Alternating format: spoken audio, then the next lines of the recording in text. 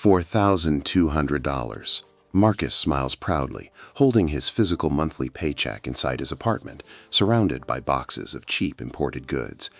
He feels prosperous, but look closer. Beneath his thin floorboards, invisible to his eyes, the foundation of his home is fracturing under a $15,000 debt spiral of printed fiat currency. Marcus doesn't realize this micro-debt is a mirror image of a macroeconomic empire collapse that has already destroyed 3 global superpowers before him. Every great superpower in history follows a predictable, mathematical cycle of decay. The Roman Empire, 16th century Spain, 18th century France, and the British Empire all climbed to the peak of global dominance, only to rot from within. The process is slow, silent, and completely invisible to ordinary citizens like Marcus. It begins with military overextension, spending massive sums to police the world. To fund this, the empire begins to separate its money from physical reality. The transition from sound money to fiat currency allows the government to print wealth out of thin air. At first, it feels like magic. Marcus's cheap imports from across the globe keep prices low, giving him a false sense of security. But beneath the surface, the U.S. national debt has ballooned past levels of no return. When an empire prints its money, it dilutes the buying power of its citizens. This currency debasement is the first quiet blow of empire collapse. Marcus thinks his paycheck is a stable store of value, but every month it buys less grocery, less gas, less life. He is working 50 hours a week just to stand still, unaware that he is paying the hidden tax of a dying superpower. We are currently at stage 5. This is the stage where the empire loses its productive capacity. Instead of building physical things, the economy shifts towards financial engineering and services. We stop manufacturing and start importing, trading real production for empty promises. This imbalance triggers the 4th stage, a massive, inescapable debt spiral. To keep the consumer happy, the system floods the market with cheap credit. Marcus's $15,000 credit card balance isn't just a personal mistake, it is a micro-reflection of the macro system. The U.S. national debt behaves exactly like Marcus's credit cards. It borrows from the future to pay for the excesses of today. But eventually, the interest payments on that debt exceed the entire productive capacity of the nation. When this happens, currency debasement accelerates out of control. This is the exact path that destroyed the Spanish Empire in the 17th century, when they flooded their market with cheap silver until money became worthless. It is the exact path that shattered Great Britain after World War I. Now the United States is repeating the same mathematical error, printing trillions of dollars to keep a zombie economy alive. The fiat currency system is entering its terminal phase, and Marcus is left holding the bill. When an empire enters stage 5, the global reserve currency status begins to fracture. For decades, the US dollar has been the undisputed king of global trade, allowing America to export its inflation to other countries. If we need more money, we simply print it, and the world absorbs it. But this privilege is not permanent. When foreign nations see the relentless currency debasement and the runaway US national debt, they lose faith. They realize the empire's currency is backed by nothing but empty promises.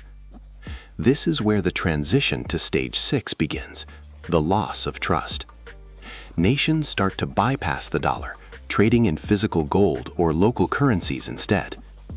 As those printed dollars flood back to American shores, inflation explodes. The cheap imported goods that Marcus fills his apartment with will suddenly skyrocket in price, while his $4,200 paycheck remains completely stagnant. The economic implosion that follows is not a sudden accident. It is the natural, historical consequence of a system that printed too much paper and built too little value. Marcus is caught in a macro trap with no exit. Why doesn't anyone stop this? Because those in power benefit from the final stages of decay. They can bail themselves out, while Marcus is left with a currency that loses purchasing power by the hour. The media will tell you that inflation is a temporary supply chain issue or a sign of a strong economy. They will tell you that debt doesn't matter because we owe it to ourselves. This is a deliberate delusion designed to keep you calm while the ship sinks. In 1923, German citizens in the Weimar Republic believed their paper money was secure, right up until the moment they needed a wheelbarrow of cash to buy a single loaf of bread. In 1991, Soviet citizens woke up to find their entire life savings were worth less than a pack of cigarettes. This is the brutal reality of fiat currency. It always, without exception, returns to its intrinsic value: zero. Marcus's $15,000 debt is fixed, but his income is losing value every day. He is trapped in a race against a printing press that runs 24 hours a day, 7 days a week. The economic implosion is already happening in slow motion, eroding his labor, his savings, and his future. To survive an empire collapse, you must change your financial paradigm. Stop measuring your wealth in paper fiat currency that can be printed into oblivion by a central bank. You must convert your melting paper money into real, physical assets. Assets that cannot be inflated away, destroyed by government decree, or wiped out during an economic implosion. Prioritize clearing your debt web immediately. Your high-interest liabilities are leverage that the banks will use to seize your assets when liquidity dries up. Build a reserve of physical gold, silver, or hard assets. When the global reserve currency fractures, history shows that capital always flees to real tangibles. By removing yourself from the banking system's debt web today, you protect your family from the macro reset that is coming. Don't wait for the official announcement. The smart money has already moved. Marcus holds a physical, heavy silver coin in his hand.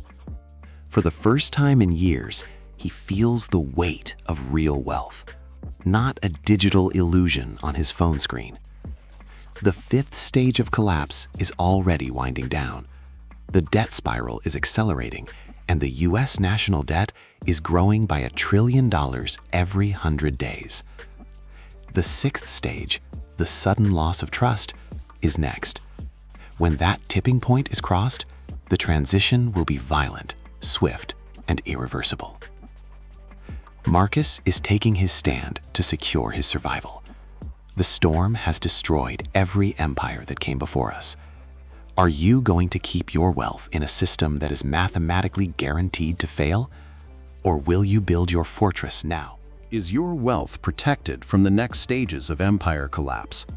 Leave a comment below and subscribe to break the system.